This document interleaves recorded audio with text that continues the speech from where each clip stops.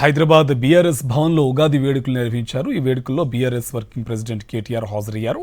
ఈ నేపథ్యంలో ప్రత్యేక పంచాంగ శ్రవణం కార్యక్రమాన్ని ఏర్పాటు చేశారు. ఈ సంవత్సరము విశ్వావసునామ సంవత్సరము.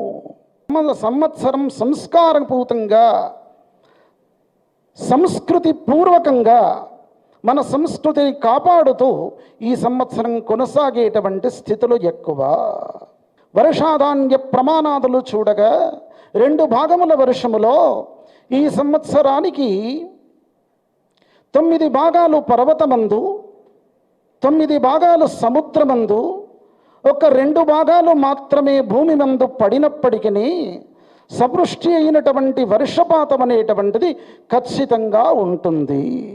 తొలకరి జల్లుల్లో కొంత జాప్యం, అప్పుడు తక్కువ వర్షపాతం పడినప్పటికీ సంవత్సర మధ్యకాలం వచ్చేసరికి, వర్షాకాలంలో మధ్యకాలం వచ్చేసరికి ఎక్కువ వర్షాలు పడడానికి అవకాశమే. అతివృష్టులు కూడా కొంత ఎక్కువగా ఉండడానికి అవకాశం ఉన్నటువంటి సంవత్సరం.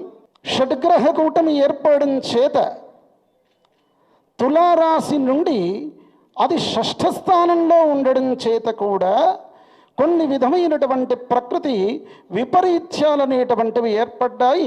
ఎప్పుడైతే సంవత్సర ప్రారంభంలోనే మనకు విదేశాల్లో, బ్యాంకాక్ అట్లాంటి ప్రాంతంలో భూకంపం అనేటువంటిది ఏర్పడింది. భారతఖండానికి ఈశాన్య రాష్ట్రాల్లో ఈ సంవత్సరం ఇట్లాంటి భూకంపాలు ఎక్కువ ఉండడానికి అవకాశము. రాజకీయ నాయకులైతే ఇంకా జాగ్రత్తగా ఉండాలి.